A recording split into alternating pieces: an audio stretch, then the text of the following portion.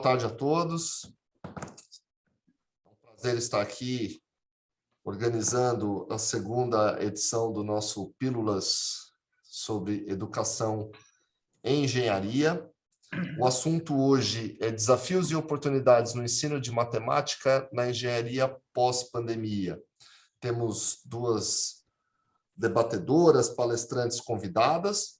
A professora Deolinda Rasteiro é coordenadora do Departamento de Física e Matemática do Instituto Superior de Engenharia de Coimbra. A professora é coautora de mais de 60 artigos nas áreas de matemática aplicada e educação. Pesquisar novos métodos para apresentar a matemática aos alunos tem sido sua prioridade nos últimos anos. E a professora tem muita experiência no ensino de matemática nos cursos de engenharia. E aqui conosco também está a professora Heloísa Gomes. A professora Heloísa está com alguns problemas de conexão, ela deve se juntar a gente em breve. Ela está sem imagem no momento. A professora Heloísa é matemática, doutora em educação em matemática pela PUC, também uma grande pesquisadora, entusiasta do ensino de matemática nos cursos de engenharia. Tem bastante experiência, então são duas pessoas que podem contribuir com suas visões e sua experiência sobre o desafio que é ensinar matemática nos cursos de engenharia. Me acompanha aqui na mediação do trabalho o professor Antônio Seabra, que é presidente da comissão de graduação da Escola Politécnica da USP. Ele também já foi coordenador do ciclo básico das engenharias, e o ciclo básico consiste naquelas disciplinas comuns de base para todos os cursos de engenharia da Poli. Então, também tem experiência para contribuir com essa discussão, porque a gente sabe o tamanho do desafio, né, de fazer uma preparação sólida para os alunos de engenharia, principalmente no tocante à matemática. Então, quero aproveitar para agradecer todos os apoiadores desse webinar, que são a Associação Brasileira de Educação e Engenharia, a ABENGE, a BEC, Associação Brasileira de Engenharia Química, o Instituto de Engenharia, a editora LTC, o Global Engineering Dean's Council e o IFES. Então, todos esses são apoiadores que ajudam a gente a disseminar essa ideia e promover esse webinar. Professora Deolinda vai fazer a sua apresentação e, em seguida, a gente vai ter um espaço para as perguntas. Eu peço para quem estiver assistindo usar preferencialmente o Q&A, Questions and Answers aqui do Zoom, em vez do chat. Se estiver no chat, a gente procura lá também as perguntas, procura selecionar as perguntas dos participantes. Então, por favor, fiquem à vontade para apresentar suas perguntas, preferencialmente aqui no Q&A. Então, professora Deolinda, por favor, com a palavra, boa apresentação. Obrigada, Marcelo. E muito obrigada a todos, muito boa tarde. É um prazer estar convosco. E um agradecimento muito especial também à professora Heloísa pelo convite. E espero que esta tarde assim de conversa seja uma tarde frutuosa para todos. A minha proposta é falarmos um pouco sobre o que é ou o que poderá vir a ser o ensino após a pandemia, certa de que muitas das coisas que nós tínhamos inicialmente como métodos de trabalho foram assim um bocadinho abanados quando entramos na pandemia. Aprendemos algumas coisas e essas coisas que aprendemos também seria bom não as esquecermos e tentarmos, digamos que fazer uma ponte entre a nossa forma de ensinar que tínhamos antes da pandemia e aquilo que descobrimos como poderia ser bom e motivador para os nossos alunos agora. Vou dar-vos apenas assim, uma contextualização da nossa conversa, daquilo que vos proponho e que me proponho também dizer-vos.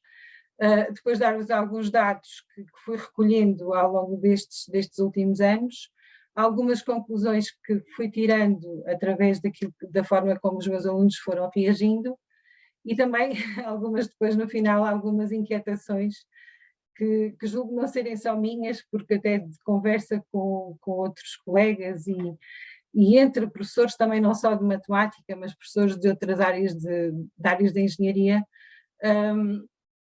achamos que que são pertinentes colocarmos a nós próprios estas questões e tentar ver como é que elas podem ser respondidas por nós. E a contextualização inicial que me propus também, que me proponho sempre que penso nestas coisas do ensino, e de como ensinar e como motivar os alunos a estarem ativos e a colaborarem nas propostas que nós temos para eles, para aprenderem melhor matemática e também para aplicarem nos cursos que eles escolheram como deles, e para reconhecer ao mesmo tempo, para nós conseguirmos enquanto professores reconhecer as aprendizagens no tempo em que elas estão a ser feitas, num tempo útil, e ao mesmo tempo reconhecer os pontos onde os alunos não adquiriram o conhecimento que era proposto, ou seja, nesta forma de ensinar e aprender matemática, estar sempre atento, mas não deixando de lado o movimento que estas três roldanas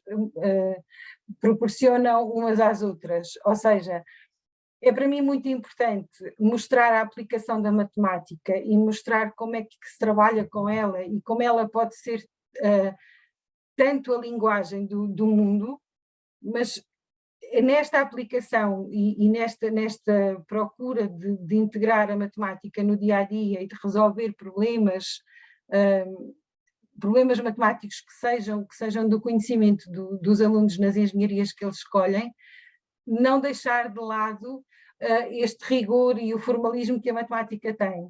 Portanto, adequar os problemas e resolver os problemas da melhor forma, mas mantendo sempre o rigor e mantendo sempre o formalismo e mantendo sempre a linguagem própria que a matemática tem. Portanto, adequar, mas rigorosamente. E propiciar também todo este processo que os alunos, ao resolverem os problemas propostos, sejam críticos e sejam capazes de, quando obtêm uma solução, sejam capazes de olhar para ela e comentá-la, interpretá-la, propô-la a outros que não têm o conhecimento de matemática que eles entretanto adquiriram, mas propor essas soluções numa linguagem própria de quem os escuta, não indicar a solução com o formalismo que ela tem que ser determinada, mas sim com a recepção que ela tem que ter, ou seja, percebendo-a no contexto do problema real também. E, portanto, toda esta movimentação entre estas três roldanas é algo complicado. A movimentação das roldanas também talvez seja um bocadinho defeito de eu dar aulas a engenheiros mecânicos e também ao mesmo tempo a engenheiros informáticos, e vou buscar às vezes algumas coisinhas para que eles se sintam mais provocados e mais motivados. Mas manter isto em funcionamento e manter isto bem aliado, com rigor, aprender contextualizando nos problemas, mas também ser capaz de dar as soluções numa linguagem que seja a linguagem do ouvinte e não a linguagem de quem resolve o problema. E este é o maior desafio. Quando nós estávamos antes da pandemia, procurávamos muitas vezes explicar os problemas apenas com o texto que os descrevia, ou seja, com a formulação em si do problema. Com a vinda da pandemia, todos estivemos na mesma situação e estivemos todos a dar aulas online, etc.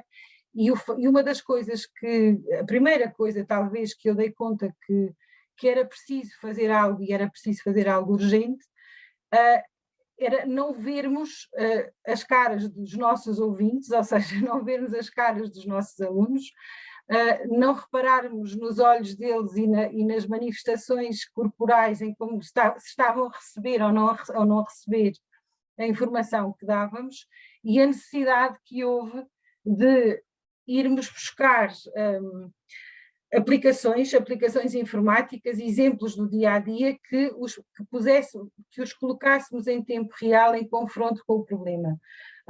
Eu dou métodos estatísticos, maioritariamente aos cursos de licenciatura, aquilo que leciono é métodos estatísticos, e depois aos cursos de mestrado, matemática aplicada, e então a grande conversa na altura da pandemia era obviamente a pandemia, e quando expliquei, quando começámos uma das aplicações e das discussões, das grandes discussões que tivemos, por forma de começarmos este diálogo e de eu conseguir, pelo menos através da voz e através da forma como eles se expressavam, conseguir ver se eles estavam a captar aquilo que era ensinado ou não.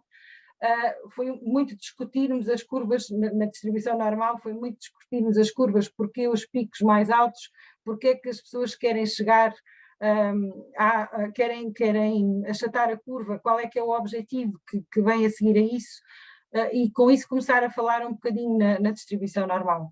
Depois também usámos muito, e creio que todos usámos, software que estava disponível gratuitamente na net. As conversas que fomos tendo, ao mesmo tempo que estávamos no Zoom, as perguntas, a interação, que é muito mais exigente para o professor. Portanto, nós temos a preocupação de estar, quando estávamos numa aula presencial, havia uma pergunta e uma resposta dentro de um contexto, de um diálogo, em que falava um de cada vez.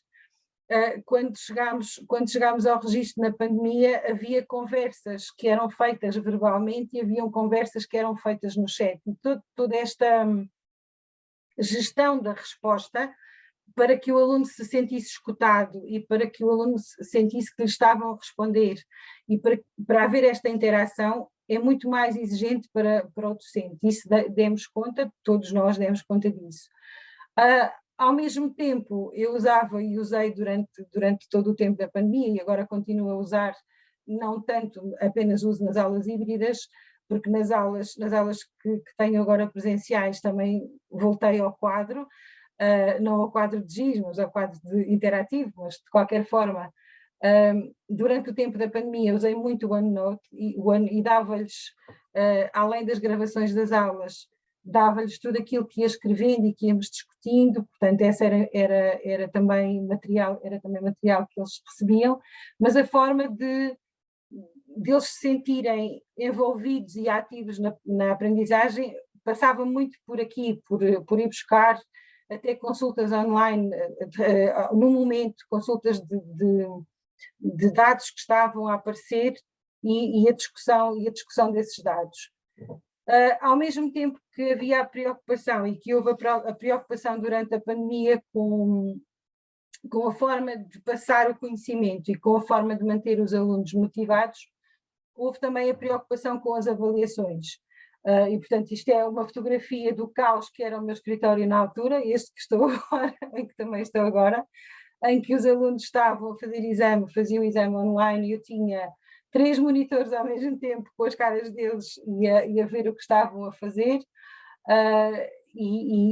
foi duro, todos nós passámos por isto, e havia sempre aquele receio de será que há fraude, como é que nós controlamos a fraude? Uma das coisas que eu e os meus colegas também fizeram foi criar e usar muito o Moodle, criar bancos de questões em que as questões tinham pequeníssimas diferenças, eram questões que na tentativa de copiar, eventualmente a coisa não correria muito bem. Aqui, por exemplo, entre estas duas questões, a única diferença que existe é a probabilidade do x ser igual a 2 e na outra é a probabilidade do x ser igual a 1, e, portanto, visualmente o aspecto na altura de realizar a questão é muito parecido, mas efetivamente ele é diferente e, portanto, se o aluno não souber, ele não vai, se for só confiando na sua sorte, é capaz de correr um bocadinho menos bem.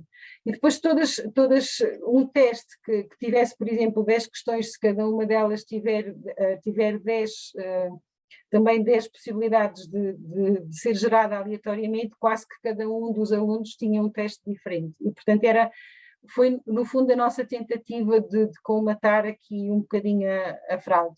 Porque também havia muita ideia de se conseguisse inibir o aluno de, além de estar na plataforma a fazer o teste, poder não poder consultar o que quer que seja. Nos alunos de informática, pelo menos nos meus, a realidade é que eles trabalham com muito mais do que um monitor e, portanto, congelava-se o movimento num dos monitores, mas não se conseguia congelar nos outros.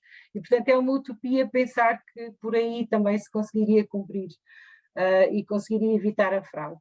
Mas, de qualquer das formas, uma das tentativas foi essa, portanto, a gestão de tentar cativá-los de forma a que eles se sentissem envolvidos na aprendizagem e tentassem, de uma forma, criar uma empatia de tal forma que eles se sentissem menos bem ao tentar cometer a fraude, entre aspas.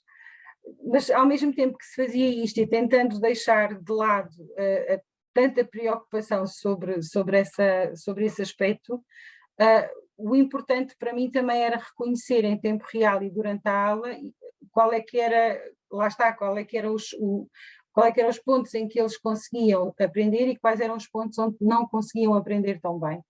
E nessa perspectiva, os quizzes que o Zoom disponibiliza e até atividades que eram feitas momentaneamente no Moodle e depois que discutíamos ainda durante a aula, foram ferramentas bastante importantes. E pronto, esta é um pouco a contextualização daquilo que tivemos e daquilo que vivemos durante a pandemia, porque antes da pandemia penso que todos nós lecionávamos mais ou menos da mesma forma, podendo recorrer também a plataformas, mas não com tanta intensidade como o fizemos durante a pandemia. Depois há alguns dados também que gostava de vos mostrar, relativamente àquilo que eles conseguiram alcançar, aos resultados que eles conseguiram ter. Foi claro para mim que houve uma diminuição da aprovação. Portanto, nós tínhamos, até 2020, tínhamos uma aprovação, eu tinha uma aprovação de 76,3% e passei a ter uma aprovação de 70,3%, e, portanto, diminuiu a preocupação que se teria alguma relativamente à fraude, deixei de a ter completamente. Confiei absolutamente naquilo que eles estavam a fazer e também naquilo que fui tentando fazer para evitar que isso acontecesse. Relativamente à amplitude das classificações também foi superior, portanto, durante a pandemia, estes dados são do ano passado e, portanto, ainda estávamos a viver a pandemia intensamente. Durante a pandemia houve alunos que claramente não conseguiram obter uma classificação minimamente satisfatória, enquanto que em 2019, 2020 ainda eram alguns residuais, mas depois acho que houve uma quebra mesmo grande naquilo que eles conseguiam atingir. Portanto, as classificações não foram muito piores, mas foram algo piores.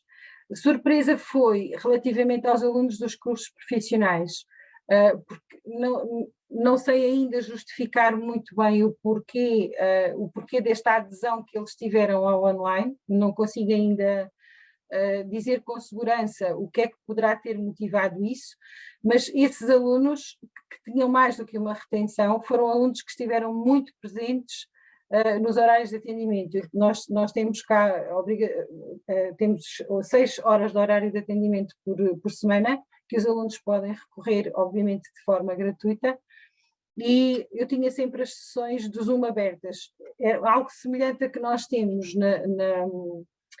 quando era o ensino apenas presencial, mas o aluno tinha que se deslocar ao meu gabinete e tinha que fazer o percurso a pé até ao meu gabinete.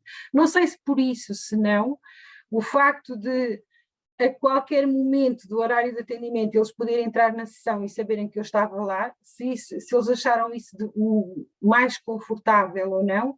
Sei que o aumento dos alunos no horário de atendimento o ano passado o ano passado e há 2 anos, foi muito visível. E não sei também por isso, se esse é um dos motivos, as classificações destes alunos, dos alunos que entraram por cursos profissionais, melhoraram bastante e aumentaram com significado. Mais uma vez, e com evidências, conseguimos provar-lhes que a presença às aulas, a presença, nem que seja apenas no virtual, A presença às aulas é algo de bastante importância, ou seja, as classificações estão muito dependentes da presença dos alunos nas aulas. Os alunos que tiveram mais do que 75% de presenças, quase todos eles estão acima da linha da aprovação. Os alunos que não tiveram esse número de presenças, vê-se claramente que não passam da classificação de 8. Portanto, estes dados foram para mim importantes até para este ano, lhes mostrar logo na primeira aula. Isto foi a realidade do ano 2019-2020. E, portanto, é com esta realidade e com este exemplo dos vossos colegas dos anos anteriores que vocês podem aprender. E, a partir daí, tentar tirar proveito e tentar tirar o máximo das aulas e estarem lá numa perspectiva mesmo de estamos aqui inteiros e estamos aqui para aprender. Claro que, volto a dizer isto, ao professor é um esforço constante, mas também, como eu muitas vezes costumo dizer, ser professor não é bem uma profissão, porque nós não temos uma profissão das 9 às 5 como as outras pessoas, nós temos uma profissão de tempo inteiro. Ser professor, eu costumo dizer que é mais um dom do que outra coisa. Nós queremos muito e estamos muito para os alunos, e de facto é esse empenho que também esperamos da parte deles. Outra coisa que podemos observar também durante a pandemia, e também não só fruto do ensino online, mas também fruto de uma mudança de perspectiva de ensino, em vez de, foi muito, nestes anos foram muito trabalhadas as competências, ou seja, um aluno íamos focar muito o que era o uso das ferramentas, o que é o desenvolvimento em si da solução para o problema, o que é a modelação. Portanto, as coisas foram trabalhadas dando atenção a cada uma destas competências de uma forma particular.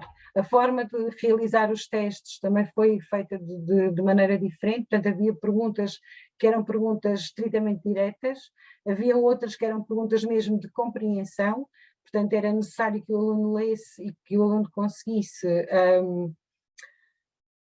conseguisse modelar o problema e compreender o que lá estava, e havia outras perguntas em que eram mesmo perguntas eram perguntas de desenvolvimento desse raciocínio. E o que nós observamos juntamente com todo o auxílio das aplicações que fizemos e que usámos informáticas, e também com este processo de ensino de competências, provámos que a presença aos momentos de avaliação foi sendo cada vez maior. Porque nós estávamos também a dar conta que, apesar de termos muitos alunos inscritos em algumas unidades curriculares, havia uma certa reticência em estar presente nos momentos de avaliação. Portanto, os alunos só iam à avaliação quando achavam eles que estavam muito, muito bem preparados para isso, e portanto não tínhamos assim, ia reduzindo a presença às avaliações. Com este outro modo de proceder, notámos que de facto a presença nos momentos da avaliação foi superior. E daqui de todos estes dados que nós fomos recolhendo, e eu aqui também não fui exaustiva, porque acho que também é importante as nossas perguntas, as vossas perguntas e a nossa conversa, de todos estes dados, houve assim algumas conclusões que eu fui tirando. A primeira delas, já vos falei, é que com a correta preparação da avaliação não temos que ter grande preocupação com as fraudes. Haverá algumas, é certo, mas no ensino presencial e na avaliação presencial também as há. E nós não conseguimos apanhar todos aqueles que o tentam e que o conseguem. Muito embora eu consiga e concordo que no presencial é um bocadinho mais fácil darmos conta de todos estes casos. Depois também dar conta, outra conclusão que tirei foi que saber quais são as competências que são menos adquiridas por eles de uma forma mais pronta e mais rápida no ensino presencial é mais difícil do que no ensino online.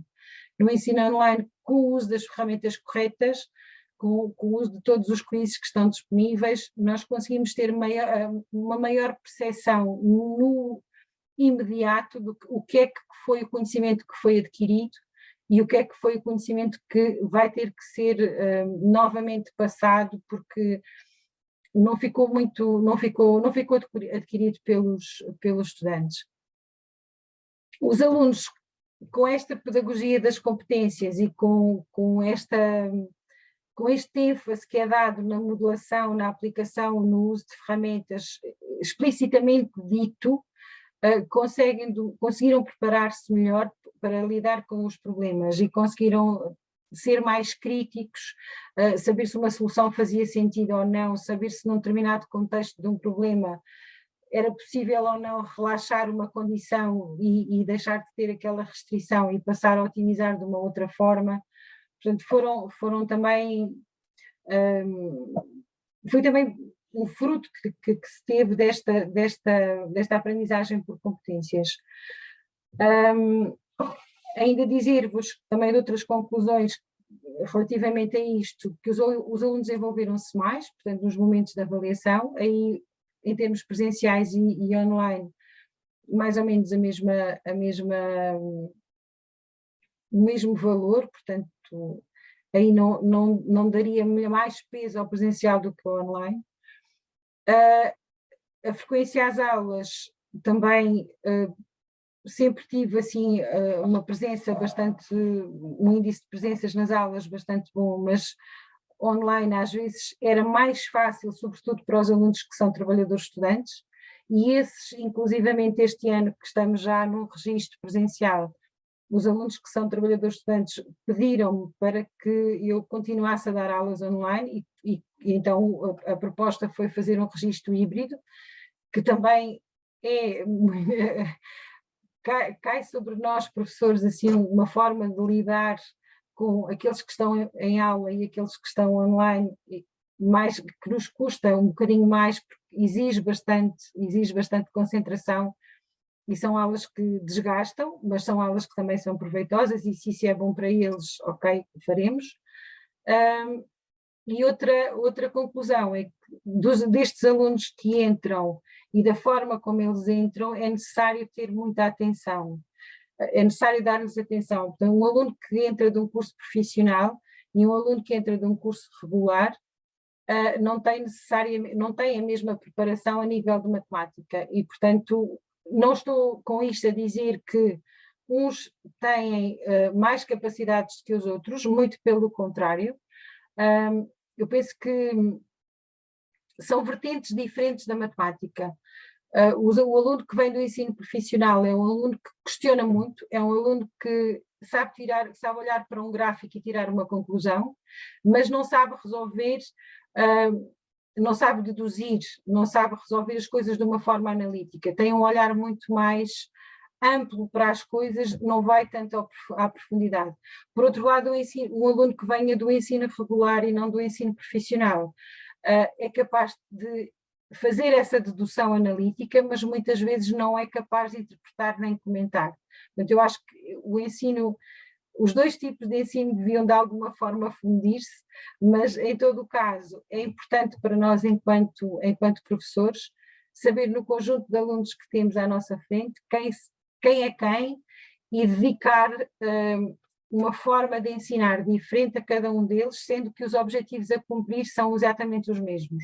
Mais uma vez, cai sobre nós professores, este ónus de pensar, de olhar para a turma, de olhar para o curso, de perceber onde é que podemos ir buscar exemplos dos outros anos das licenciaturas que sejam cativantes para uns e para outros, e pô-los a olhar para isso.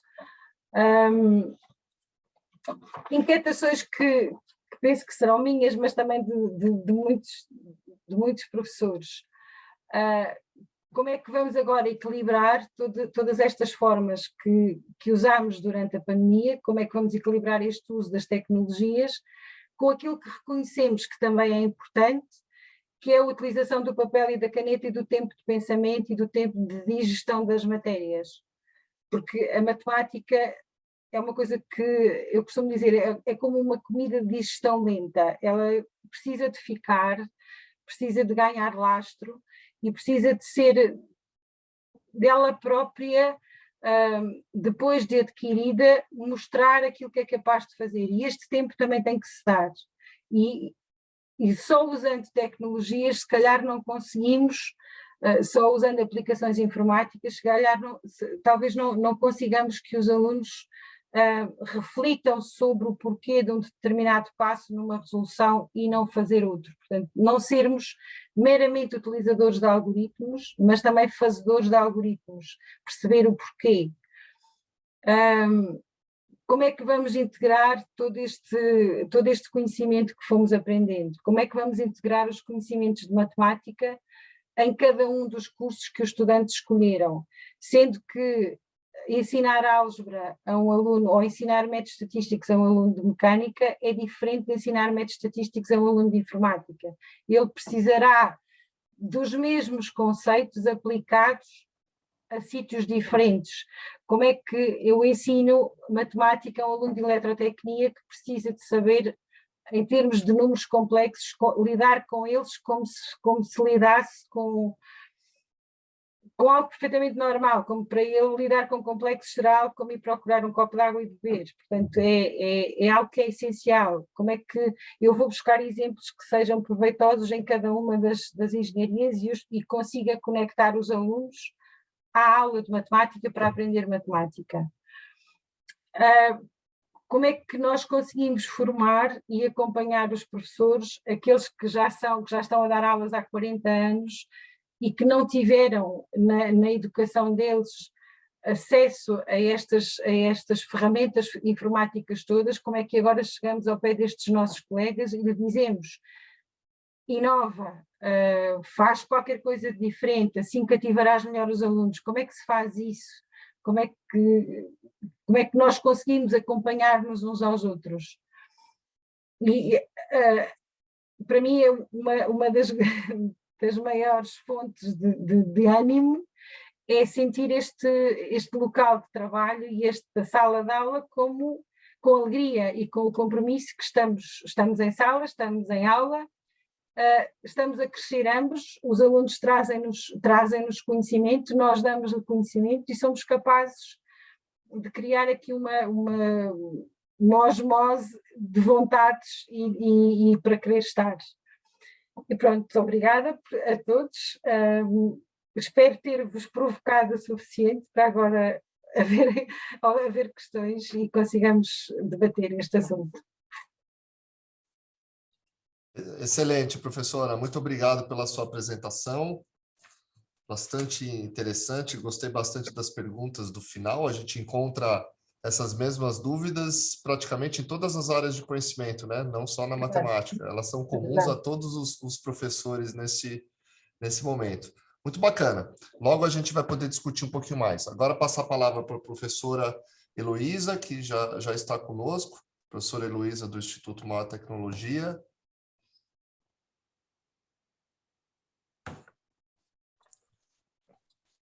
Pronto, consegui me conectar. Peço desculpas, Nitz, professor Antônio Carlos, Deolinda, desculpa aí a... Imagina. Heloísa, só uma observação. Oi. Você deve estar com a tela diferente conectada aí. Já vou... vai puxar para lá, tá bom. Pronto, já vai aparecer aqui o que eu quero. Mas vocês estão me escutando, né? Perfeitamente. Sem problemas, ótimo. Então, deixa eu colocar isso aqui. Agora acho que eu estou conectada, né?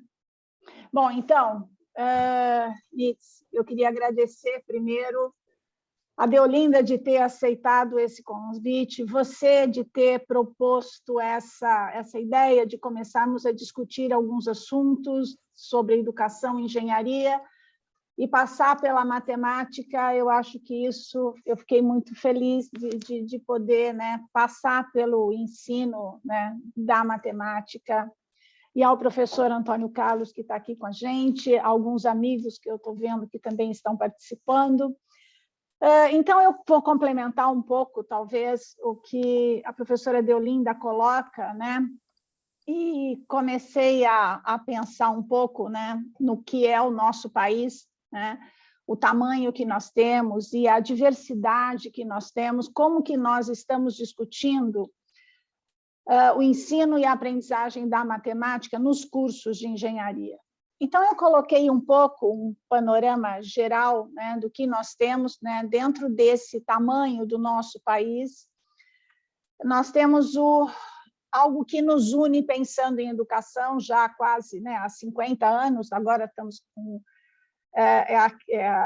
50 anos desse Congresso Brasileiro de Educação Matemática, né, que fica vinculado à Associação Brasileira de Educação e Engenharia. E olhando para esse congresso, né, que une, né, o país todo pensando em educação e engenharia, nós temos alguns trabalhos que falam sobre, nesse congresso, começam a aparecer as discussões sobre o ensino de matemática. Até 2010, a gente tem percebido que o assunto que se discutia era pontuado na evasão, né?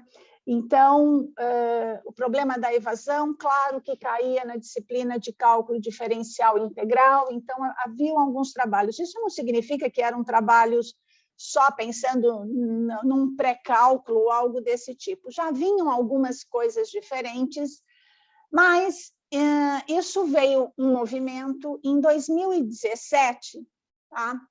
Eu e o professor Gabriel, tá, que deve estar aí nos assistindo, da PUC São Paulo, nós propusemos, dentro do COBENGE, uma sessão dirigida chamada Contextualizando o Ensino e Aprendizagem de Ciências Básicas e Matemática na Engenharia. Bom, o que nos motivou a isso? Mais ou menos em 2012, 2013, né, eu estava na PUC fazendo o doutorado com orientação do professor Gabriel e da professora Bárbara, enfim. E naquela época, naquele meio, surge um projeto de pesquisa, né, a matemática na formação profissional. E nessa questão, nós começamos a discutir muito sobre o ensino, né? Eu, dentro da engenharia, o meu foco sempre foi, né? Tenho 33 anos de Mauá, trabalhando com o ensino das matemáticas, né? Principalmente na primeira série. Nós começamos a participar de congressos e conhecer algumas coisas, né? E conhecer teorias e fazer pesquisa nessa área, num desses eventos, né? Já fortalecendo um pouco mais do que nós vínhamos discutindo, nós conhecemos a professora Patrícia Camarena, que desenvolveu, né, que tem a teoria da matemática. Luísa, só vou te interromper. Talvez o seu microfone esteja... Tá ruim, né? Espera aí, eu vou virar. Acho que agora melhora, né? Melhora? Vamos lá, tá melhor. Tá.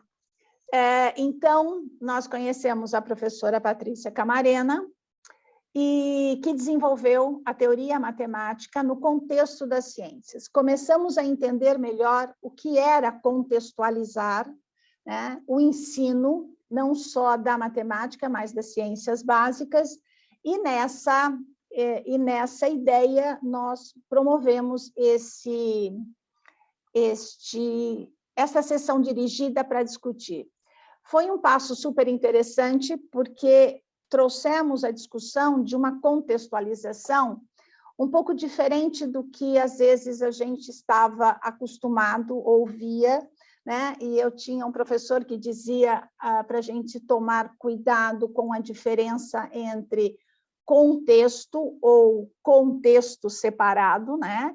Que muita gente conta uma história e acha que está contextualizando. Então, a gente tinha mais do que isso que nós queríamos, né? O que nós fizemos? Nós começamos a entender realmente o que era contextualizar, fizemos algumas intervenções, né, já pensando nisso, fizemos uma intervenção onde nós, com os alunos iniciantes, a Deolinda citou, né, esse aluno que chega na universidade, né, ele tem muitos problemas, como você disse, né, com relação à matemática, ao rigor, ao formalismo e tudo mais, e tem um desinteresse, né, porque a gente fica um pouco longe da real. Então, esse problema dos pórticos, né, uma intervenção que nós fizemos com os alunos iniciantes ali, com alguns alunos da Mauá, e E foi muito interessante como a gente produz uma contextualização, né? Nós tínhamos o apoio de 2 professoras, né, 2 engenheiras civis, que tiveram que ter a paciência de fazer, né, eu, a Bárbara e o Gabriel, 3 matemáticos, entenderem o que é um pórtico, entenderem como que ele é modelado e tudo aquilo. Tivemos que conversar com um professor de física para nos trazer detalhes sobre a massa-mola, como que isso funcionava, para preparar essa intervenção, que o objetivo era discutir com os alunos ingressantes a função exponencial e as funções trigonométricas. Revisitar, porque isso é um assunto que tem lá no ensino médio, né? No colégio ele vê isso, mas trazer para cá, não mostrando do mesmo jeito que ele viu, mas ele via aqui a importância de uma função exponencial. O que essa função exponencial fazia na modelagem lá das vibrações lá no pórtico, porque aquela vibração ia parar, que o produto dessa exponencial com a função trigonométrica nos dava isso. Então, foi super interessante, nós fizemos isso, e dessa sessão dirigida, né, dali para frente, surgiram outras conversas e nós formamos, né, o grupo de trabalho Ciências Básicas em Engenharia, né? Nesse grupo de trabalho, a gente tenta reunir professores das áreas básicas para discussão, mas ainda temos um grupo maior de professores de matemática envolvidos, né? Talvez porque é ali onde estão os maiores problemas, né? Porque a física e a química parece que ela discute as questões básicas da engenharia, então não parece tão desvinculada dos problemas da engenharia, né? E quando entra a matemática, né, aparecem os maiores entraves ali no estudo, né? Dele entender a vinculação nessas áreas, na sua área de interesse, né? Que é o que a Deolinda estava falando, em como você colocar para um engenheiro mecânico é diferente para um menino que vai fazer uma outra atividade, certo? Uma outra engenharia. E muitas vezes a matemática acaba ficando do jeito que nós estamos apresentando aos alunos, ela fica muito o caráter muito procedimental, né? E perde assim a ideia da utilização e a matemática como ferramenta da engenharia. Então, o que eu queria colocar é o seguinte: nós começamos a perceber que depois dessa época, né, e agora chegando mais perto aqui, a gente tem muita discussão sobre o ensino específico da matemática e aprendizagem, né, nos cursos de engenharia. Nós temos a Sociedade Brasileira de Educação Matemática, temos um seminário que acontece a cada 3 anos, temos lá dentro um grupo de trabalho do ensino superior, e nós temos percebido que nas últimas edições, a matemática vem lá, o ensino para a engenharia começa a ficar forte. Então, a gente começa a perceber que nós estamos trabalhando com pesquisa, né? Estamos buscando a pesquisa, dando subsídios para algumas mudanças no ensino da matemática. Bom, no meio de tudo isso, nós temos as novas diretrizes curriculares dos cursos de engenharia. O foco central são nas competências. Isso não quer dizer que a anterior também tinha esse foco, mas aqui fica um pouco mais forte. E nessa hora a gente olha para as competências e pensa nas competências matemáticas que deve possuir o engenheiro, né? Então, entender, avaliar, fazer, utilizar a matemática em uma variedade de contextos, tanto dentro da matemática como extra-matemática, né? É nessa hora que a gente percebe o quanto essa contextualização tem que aparecer, né? Mas uma contextualização não simplesmente contando para o aluno que, olha, sabe, quando você estiver no 5º ano, né, você vai ver lá que o professor lá, sei lá eu, de sistemas de controle lá, ele vai fazer um alto valor, um alto vetor para achar isso não convence. Então, pôr o aluno para trabalhar, para motivá-lo. Bom, no meio de tudo isso, né, nessa coisa de querer mudar, de saber que nós temos que discutir para mudança, vem a pandemia, né? E aí entram, né, eu acho que a Deolinda explicou várias coisas que foram problemas e dificuldades que enfrentamos, né? Então, tínhamos nossos novos desafios, né? E ficávamos naquela tensão, vamos dizer assim, de não tornar a aprendizagem da matemática um entrave maior do que já era, né? Com esse ensino mediado por tecnologia. Bom, mas, no meio da pandemia, muitas oportunidades apareceram, né? Nós tínhamos os alunos conectados. Então, assim, até, claro que existiam problemas, né? A Deolinda falou, o aluno não abria a câmera, tinha o problema da fraude, bom, tudo isso existia. Mas nós tínhamos algumas coisas boas que tinham ali, que era o aluno conectado. Então, quando a gente tentava colocar uma contextualização ou alguma coisa, o aluno ia, pena que não eram todos, né? Mas a gente tinha o aluno procurando, ele utilizava o software.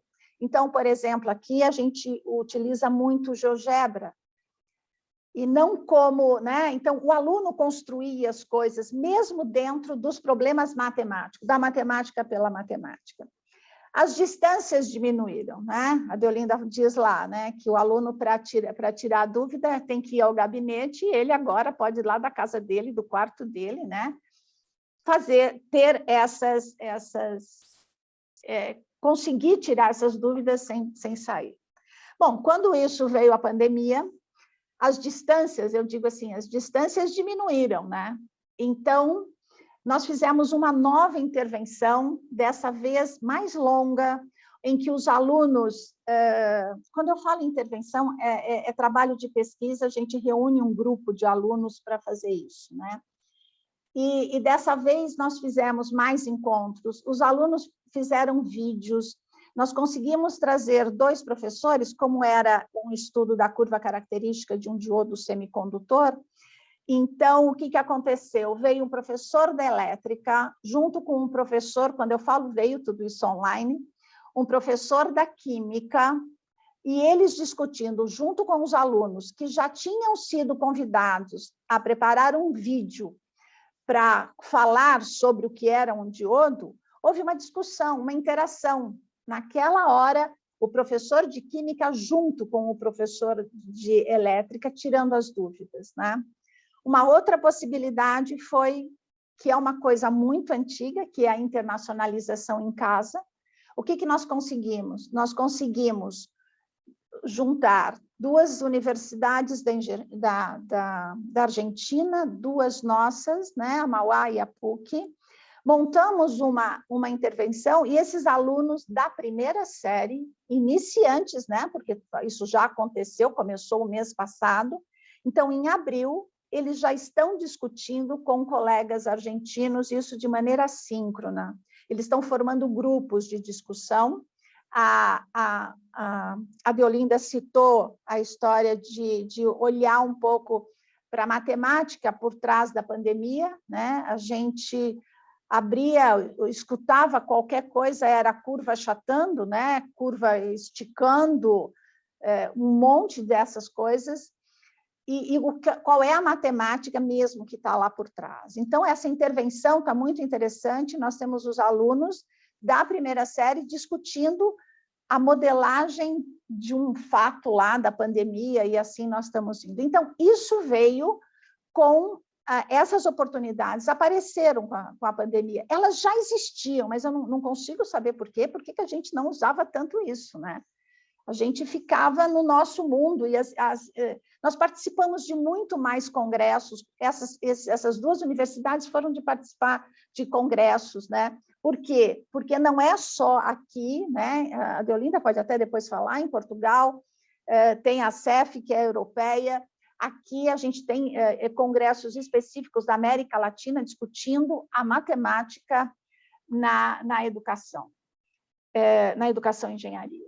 Problemas, um monte, né? Sabemos, acho que, os problemas que nós tivemos, e agora a gente voltou, né? O ensino presencial. Bom, os ingressantes, né? Temos as dificuldades trazidas do ensino médio, que temos que pensar nisso. Ao mesmo tempo, nós temos alunos conectados. Percebemos também que a escrita ficou... A matemática como linguagem tem o rigor, o formalismo. A escrita ficou muito ruim, vamos dizer assim, ficou difícil, né? A tecnologia em sala de aula, quer dizer, eles passaram a ter o software como exemplo e não eles trabalhando com o software, então nós temos que repensar esse tipo, né? Se nós olharmos para os nossos alunos da segunda série do curso de engenharia, né, que passaram um ano com a gente, pelo menos aqui, né, como eu disse, isso diverge muito de escola para escola e de estado para estado, enfim, no nosso país, mas a maioria tem ainda uma continuidade na segunda série, um cálculo, para nós é o chamado cálculo 2 e tudo mais. Nós temos o aluno conectado, ele está com o celular, isso foi uma coisa que aconteceu. Quantos de nós agora, enquanto a minha fala e a fala da Deolinda, não olharam no celular? Né? Quantos não mandaram mensagem? Quantos não conversaram? Né? Isso acabou ficando, e isso é uma coisa que nós temos que saber usar. Né? E, por outro lado, um uso sem pensar muito da tecnologia. Né? Então, eu fiquei pensando que isso está retratando um pouco na época da calculadora, quando apareceu a calculadora, aluno para somar, né, 2 mais 2, ele precisava da calculadora. Hoje, o menino, para resolver uma integral de x, né, uma integral simples, ele quer o software. Né? Então, gerou algumas inseguranças que a gente vai ter que pensar. Né? E, em cima disso, nós temos o futuro, né? E eu acredito, né? E assim, nessas pesquisas que a gente vem realizando, eu acho que a gente acredita muito em ter um ensino de matemática contextualizado. Mas, assim, eu queria deixar bem claro que esse contextualizado requer pesquisa, esse contextualizado requer um trabalho integrado de professores de matemática, de professores não da área de matemática, das áreas específicas, né? Precisamos entender melhor qual é essa matemática que o engenheiro precisa, né? Ele precisa pensar como que nós trazemos para o curso de matemática, com esse aluno iniciante, já esse fato de pensar. E se a gente olhar na teoria da professora Camarena, ela cita muito uma palavra que é a descontextualização. Porque nós não podemos, de novo, cometer erros de nem tanto ao mar, nem tanto à terra, não é assim, né? Ou nem tanto ao céu, nem sei, mas eu não posso pensar nos extremos, certo? Então, eu contextualizo, mas eu preciso descontextualizar para esse aluno entender que aquele conceito matemático que apareceu naquela contextualização, ele não vai ficar só ali, ele pode aparecer. Então, usar o que ele viu na contextualização para entender o conceito, para ele ver isso matematicamente e aplicar em outros momentos.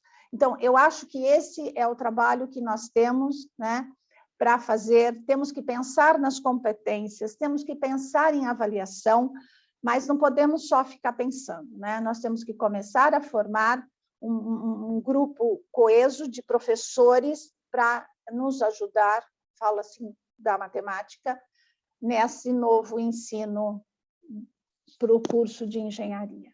Ok? Então, era isso que eu tinha para falar, para a gente não falar muito e abrir a discussão. Eu acho que eu e a Deolinda falamos demais, né? Obrigada, Nitz. Obrigado a vocês. Professor Seabra?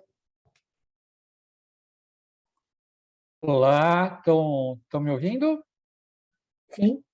Estamos. Perfeito.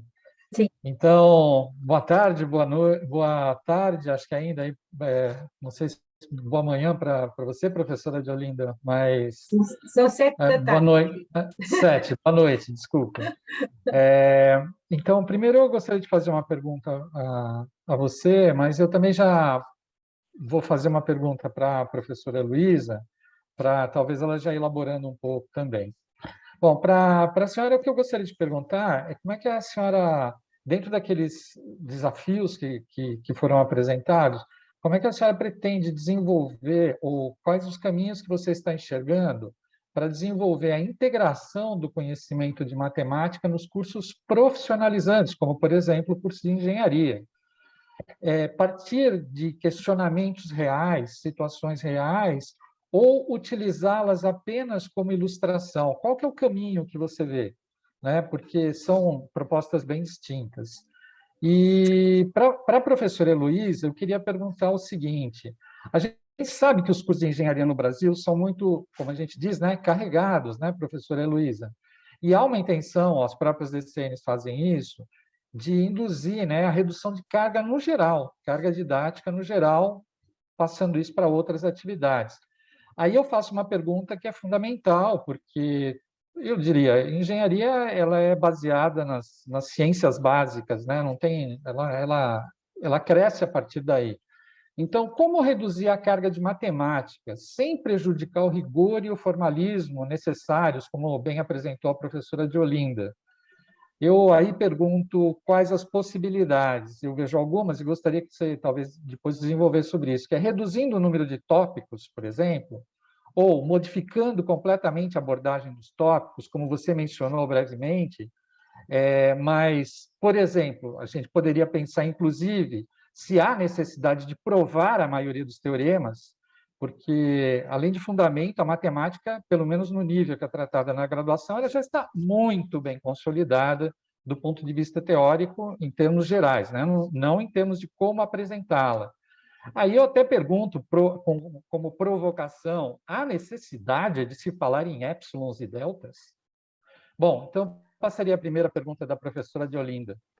Para curso de engenharia, claro, estou falando, né, professora Luiz? Mas falando com a professora de Olinda, então, como é que você pretenderia desenvolver a integração dos conhecimentos de matemática em cursos profissionalizantes? Quais os caminhos que você vê?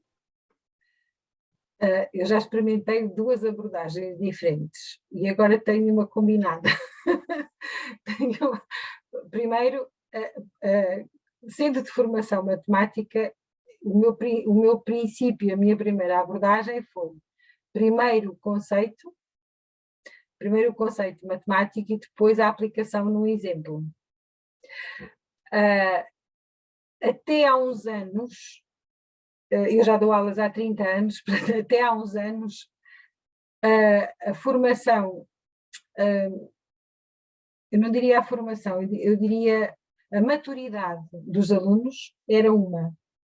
A maturidade que nós temos agora é outra. E também é bom que nós possamos dar conta que isso vai acontecendo. Mas até há uns anos funcionava dar o conceito e depois explicar o exemplo dentro da engenharia que se estava a utilizar. E os alunos ficavam satisfeitos e aprendiam assim.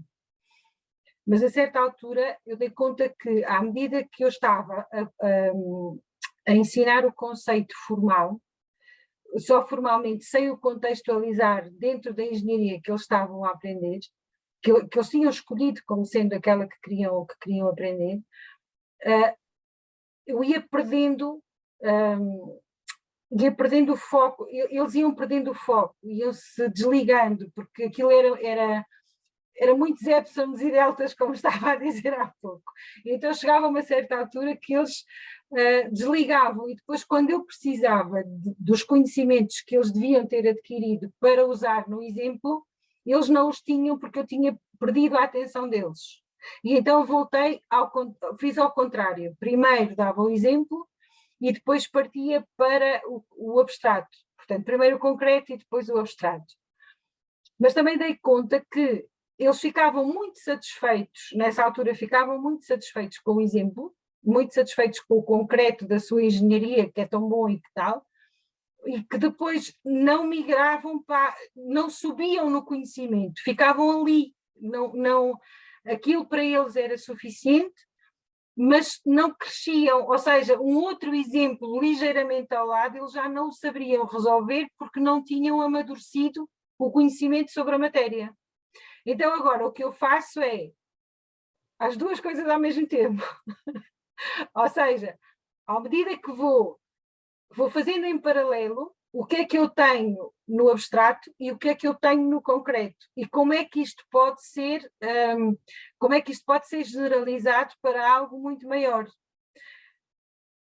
E aí conseguimos até no meio das aulas ouvir assim, pronto, é assim, pronto, e isso a mim realiza-me enquanto professora, porque conseguem ver, ao mesmo tempo ler os épsilons e os deltas e perceber onde é que eles de facto são necessários, porque eles são necessários. Se nós estivermos a fazer matemática aplicada numa definição de uma área onde é preciso cortar um tumor, é preciso lá estar os épsilons e os deltas e a definição do limite e o que é que aquilo é. E é preciso percebê-lo e dizer-lhe que quando estamos a fazer informática médica e quando estamos a fazer, por exemplo, quando estamos a usar um algoritmo de otimização, todas aquelas relaxações que nós fazemos às vezes e que não pensamos nelas, podem ser a diferença entre a vida e a morte de uma pessoa. E isso é preciso ter-se consciência, e às vezes é um pequeno corte, um microanalado, e faz com que faz toda a diferença para a vida daquela pessoa. E, portanto, é preciso dando as duas coisas ao mesmo tempo e tentando. Agora, isso precisa de quê? Precisa que nós nos sentemos com a engenharia que estamos a ensinar, precisa que entre nós, enquanto professores, conversemos, e precisa que existam ligações fortes entre as unidades curriculares. É preciso tempo de preparação, é preciso tempo de avaliação, tempo de retificação. Pronto, é um processo, não é uma coisa que se consiga assim de um momento para o outro, mas nós estamos cá e vamos continuar e, portanto, vamos trabalhando. Não sei se respondi aquilo que... Sim. Como sempre, né, esse tipo de questão, na verdade, só provoca mais, e esse tipo de preocupação que todos nós temos, né, todos nós temos, na verdade, sempre provoca mais indagações, né? Você falou, eu já comecei a pensar em outras coisas, mas é natural. Respondeu, sim, aprofundou. Bom, olha, professora, assim, às vezes eu fico pensando, né? Hoje, o nosso aluno, faz muito tempo que a gente, pelo menos aqui no Brasil, eu acho que posso falar em linhas gerais, que não se faz mais os épsilons e os deltas. E aí eu fico pensando, talvez que naquela época dos épsilons e o delta, aquilo era tão traumático, né? Que você era, vamos dizer, instigado a querer saber aquilo e desenvolver uma série de coisas. Nós estamos chegando, é isso que, olha, isso é muito pessoal, tá? Isso é muito a minha opinião.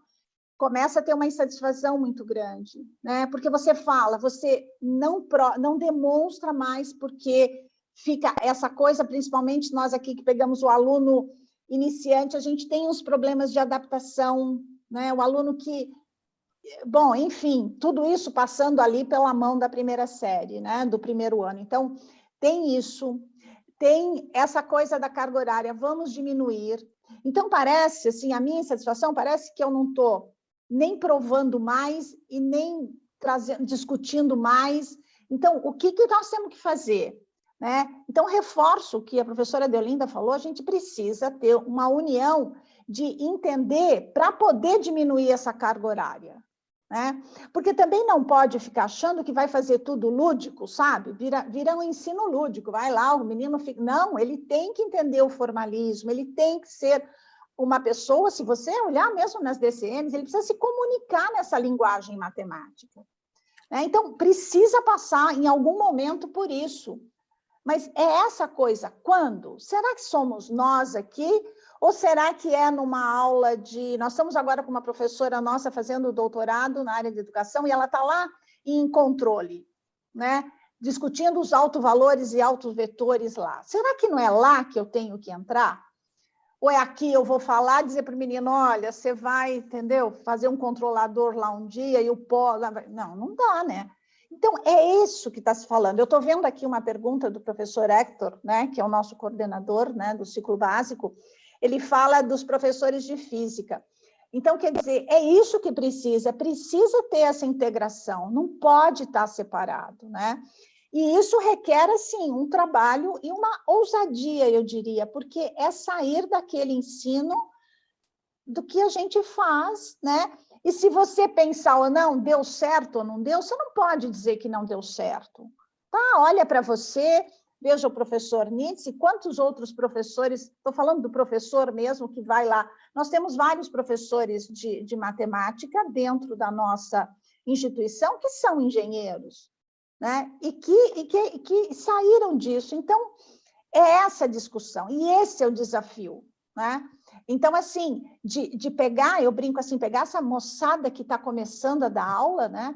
E eles se interarem, né? Então, a gente está começando a ver isso, nós já começamos já uma conversa que está para sair com esse professor, com outro professor, para isso acontecer. E aí, eu acho que a gente resolve esse nosso problema, que a gente fala tanto que diminui hora-aula, né? Porque a gente está diminuindo, mas está pecando por um lado, né? Diminui, mas, tá bom, o aluno vai estudar fora de sala. Eu nem sei se a diminuição tem que ser aqui ou mais para frente, não sei, né? Então, também não sei se eu respondi, mas essas são as minhas inquietações. Nós temos que pôr a mão nisso, sabe? De um jeito ou de outro.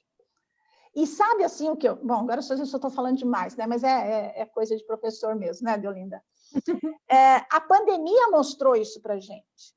A pandemia, olha, assim, sabe? Ela trouxe umas coisas de você ter a ousadia. Olha, quantos anos a gente não podia fazer um trabalho interligando com o que nós estamos fazendo agora com a Argentina? Mas podia, tá bom, não tinha Zoom, mas tinha o Skype. Quantos anos tem o Skype que a gente podia fazer isso? E precisa ver o olho do menino brilhando lá, que ele está conversando lá, se virando no espanhol com o menino, resolvendo. Era um problema simples, falava de velocidade, de proporcionalidade, e eles não se achavam, olha, assim, entendeu? Uma coisa parecia simples, e eles se enroscaram, mas eles foram atrás. Mas, sabe, isso a gente devia ter feito há muito tempo, mas não, vamos lá fazer o limite, e assim nós fizemos, né?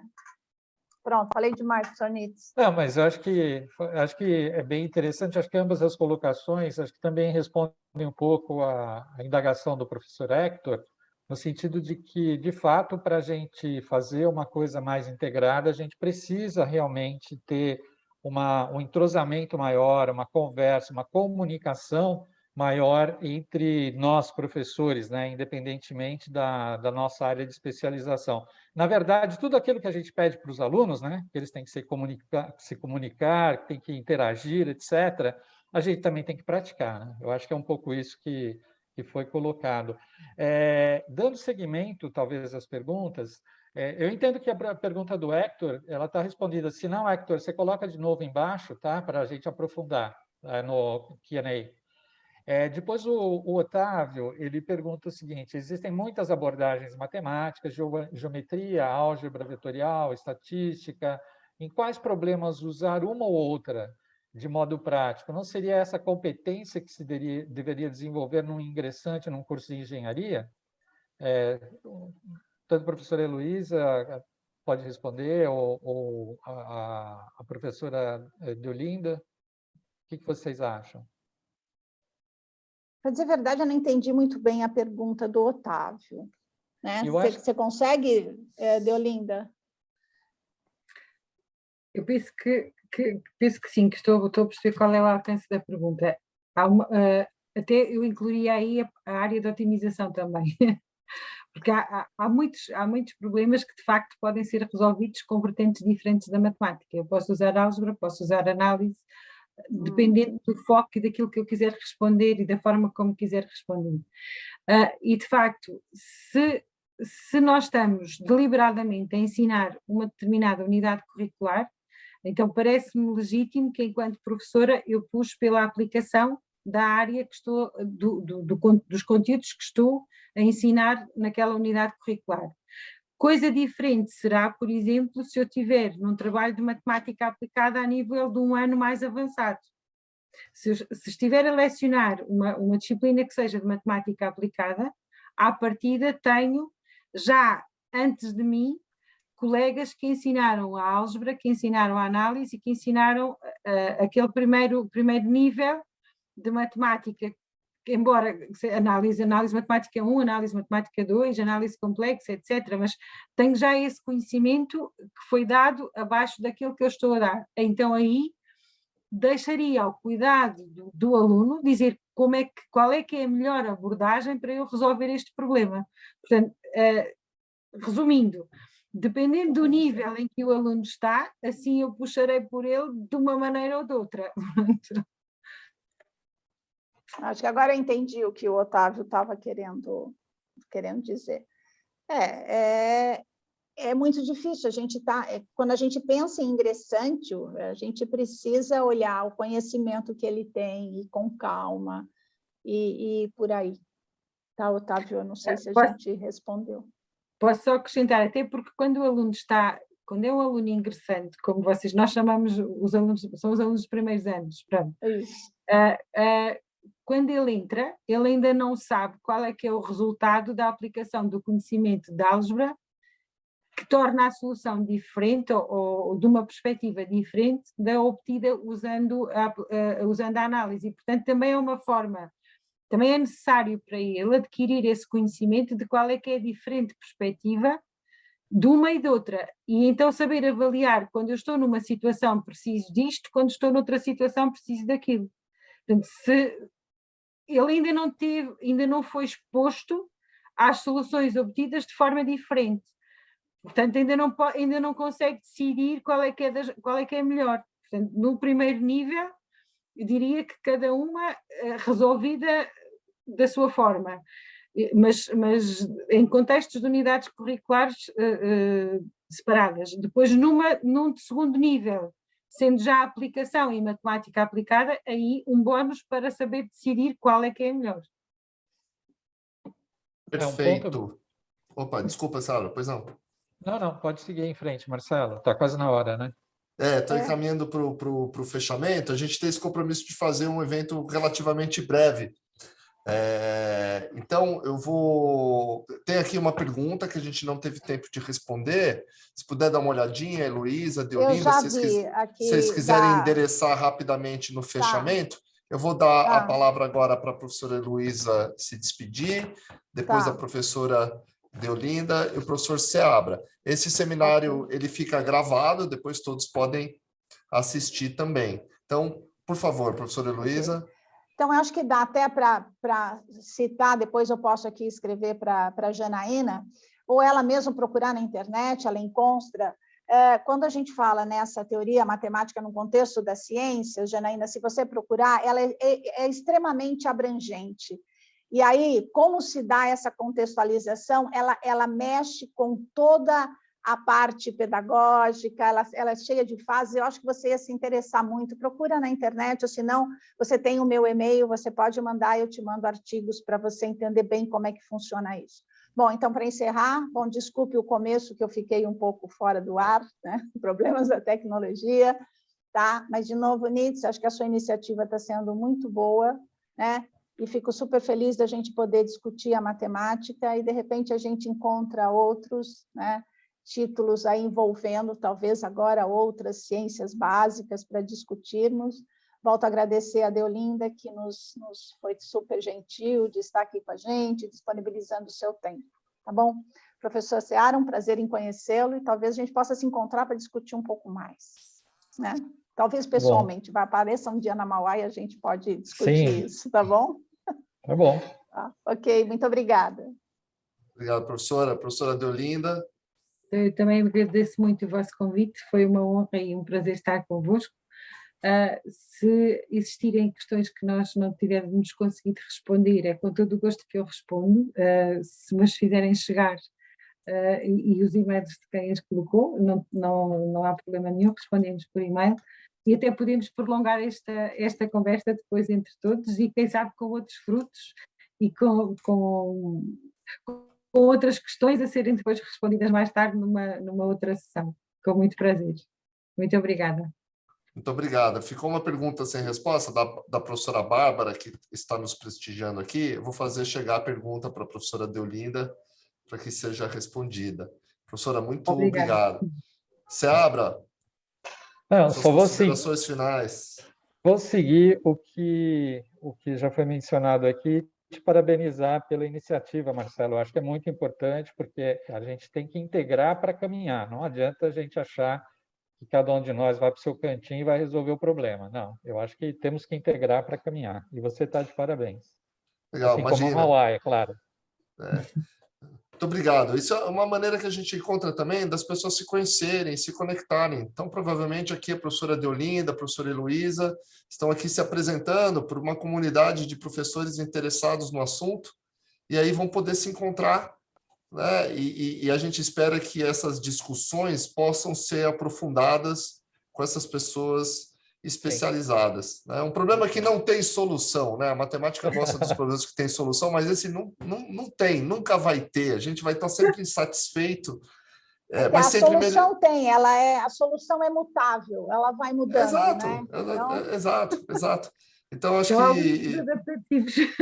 E essa visão de vocês, né, professoras tão experientes e buscando novas abordagens, e é uma inspiração para os professores mais jovens, que já devem chegar também com essa perspectiva de mudarem, de melhorarem, de buscarem aperfeiçoar e não simplesmente repetindo padrões.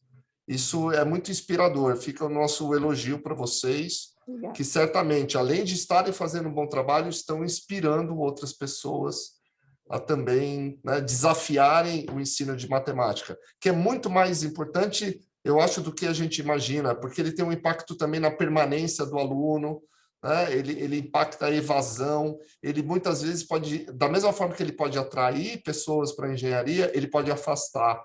Então, eu acho que é um assunto muito crítico, que merece, sim, a atenção, um espaço especial no contexto da discussão da educação e engenharia.